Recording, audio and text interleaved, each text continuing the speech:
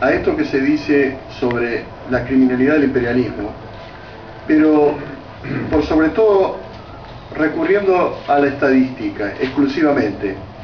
Los calificativos los van a poner ustedes. Las cifras que yo voy a dar son cifras que generalmente se manejan tanto entre académicos como en periodistas especializados, pero misteriosamente no son conocidas por el gran público, pero son muy importantes a la hora de poder tener una evaluación precisa. El historiador búlgaro Svetan Todorov tiene un libro muy recomendable que se llama La conquista de América, el problema del otro, y hay una cifra puntual referida a lo que pasó en América, pero lo que se cometió en América entre 1500 y 1600, o sea, en el siglo XVI. Según los especialistas, digamos particularmente la llamada escuela de Berkeley, ha llegado a precisar que la población de la América precolombina, antes de la llegada de los europeos, rondaba los 80 millones. Y lo que se ha podido constatar es que un siglo después de esa llegada, más precisamente es el año 1600, de los 80 millones habían quedado solamente 10. O sea, se perdieron por el camino 70 millones. Tuvo mucho que ver, por supuesto, las enfermedades contagiadas, pero también las matanzas, las hambrunas, los trabajos forzados y todo tipo de maltratos. Ahora, avanzando en el tiempo, la población original de Australia, antes de la llegada de los británicos, en 1788, era de 750.000 personas. En 1901, o sea, más o menos unos 120 años después, la población aborigen había quedado reducida a 94.564. En 1845 hay una famosa una gran hambruna irlandesa, o una gran hambruna en Irlanda, producto de una infección que se produce en la papa, que era el alimento básico de los irlandeses, y se quedan sin alimento, y los ingleses, que eran los que tenían colonizada Irlanda, los dejan morir, y entonces en apenas 3 años van a sucumbir 1,5 millones de irlandeses, y otros 4 millones se van a ir, de manera que Irlanda, que originalmente tenía una población de 8 millones, va a quedar reducida a 2. El tema de la India es algo que por un lado se conoce y por el otro lado se conoce bastante poco. Vamos simplemente al hecho de que cuando hay una rebelión en la India en 1857, que va a durar aproximadamente 10 años, eso va a provocar entre la represión y todo tipo de calamidades, la muerte de 10 millones de indios. Hay un historiador estadounidense de la Universidad de California que ha demostrado en una obra que se conoce como, en inglés traducido, Los últimos holocaustos victorianos, de que debido a la política británica en la India, que produjeron una serie de hambrunas entre 1876 y 1902, eso costó la vida de entre 24 y 29 millones de indios.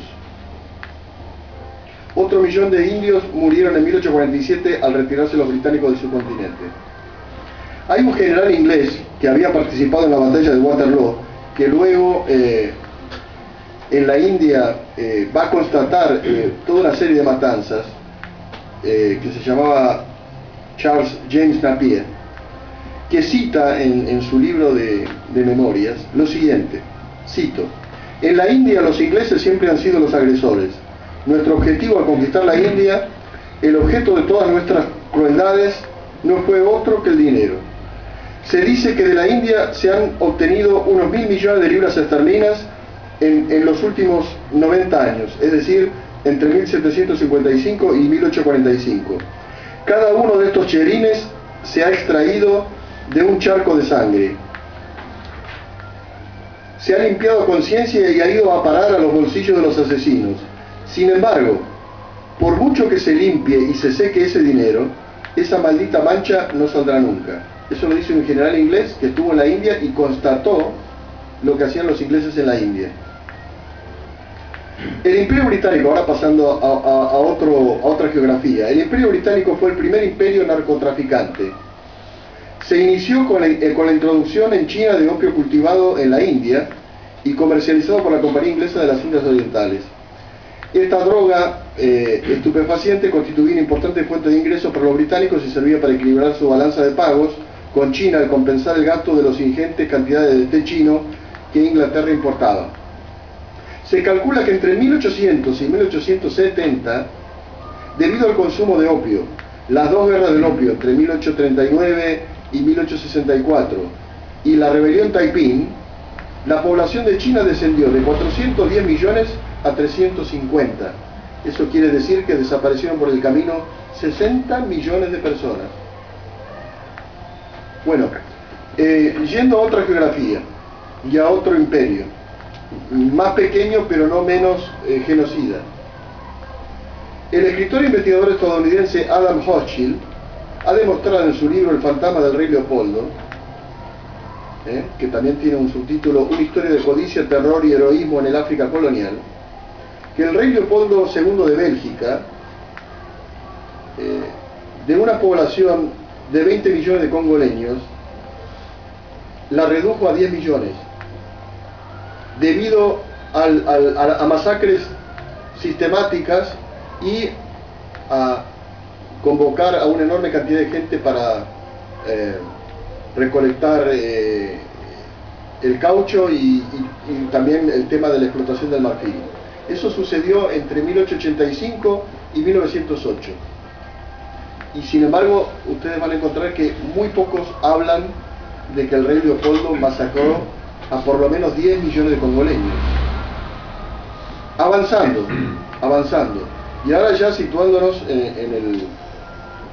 a mediados, en la última mitad del siglo XX, generalmente conocemos las cifras de que hubo en Vietnam un poco más de 58.000 soldados norteamericanos muertos y unos 300.000 heridos, con todo tipo de heridos, ¿verdad? Mutilados, inválidos de cuerpo y de alma. Pero lo que generalmente no se dice son las cifras, aquellas bajas que sufrieron los vietnamitas. Se ha constatado de que por lo menos perecieron 5 millones, 2 millones y medio en el norte y otros 2 millones y medio en el sur, pero además hay unos datos muy elocuentes con respecto a que, fíjense, esto simplemente es para comparar, ¿no? En la Segunda Guerra Mundial, todos los bandos que participaron en la Segunda Guerra Mundial utilizaron algo así como 1.200.000 toneladas de explosivos y de bombas. Pero solamente en Vietnam, los norteamericanos en el espacio de tiempo de 1962 y 1975 arrojaron un total de 7 millones de toneladas. Eso significa que tiraron 6 veces más explosivos que todos aquellos que fueron arrojados durante la Segunda Guerra Mundial.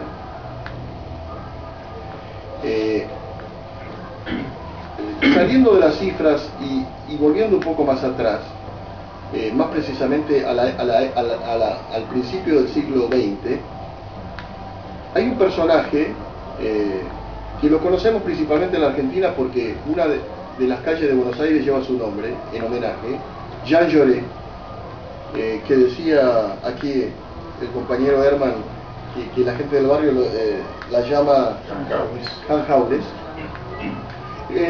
Jean Jaurès era el presidente del Partido Socialista francés. Visitó Buenos Aires en septiembre de 1911,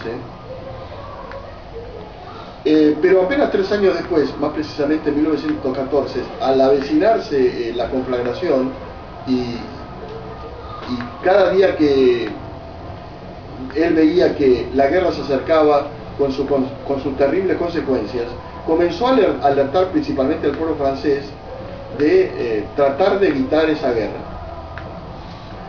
Hubo una famosa convocatoria, por ejemplo, el 25 de julio, poco tiempo antes de que comenzara la guerra. Y más precisamente, el día 31 de julio, trató de hablar con las máximas autoridades del gobierno francés, pero eso le fue denegado. Sin embargo, lo recibió su secretario de Estado, que al preguntarle a Jean Jaurès qué pensaba seguir haciendo, él dijo: voy a seguir combatiendo para evitar la guerra. Entonces el subsecretario de Estado le advirtió de manera amenazadora de que si continuaba en ese camino, alguien le iba a pegar un tiro. Bueno, ese mismo día a la noche estaba en un café llamado Le Croissant con compañeros de l'Humanité y apareció un señor llamado Villain y le descargó un revólver y lo mató. Al día siguiente comenzó la Primera Guerra Mundial. Esa guerra se llevó la vida de por lo menos 15 millones de personas y otros tantos mutilados, etcétera, como siempre sucede, que van muriendo tiempo después. Y por haber peleado por la paz fue asesinado. Bien, cuando terminó esa guerra hubo una conferencia de paz en Versalles. La guerra había sido llamada en un principio, de manera eufemística, la guerra que iba a terminar con todas las guerras.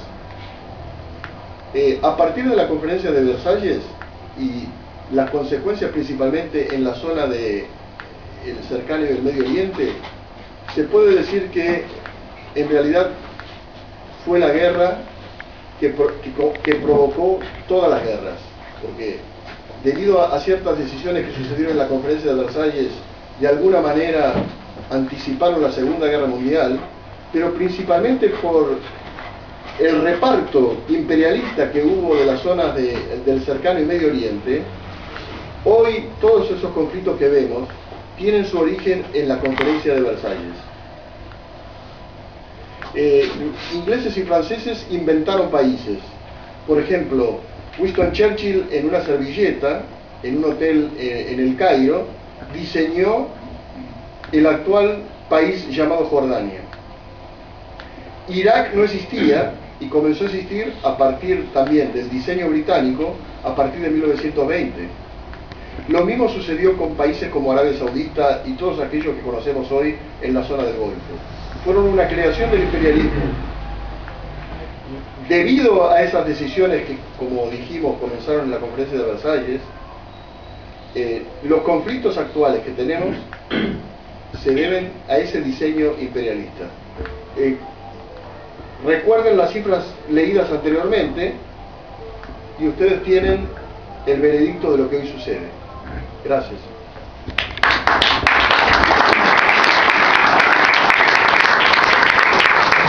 Bueno, Jorge Alberto Greines.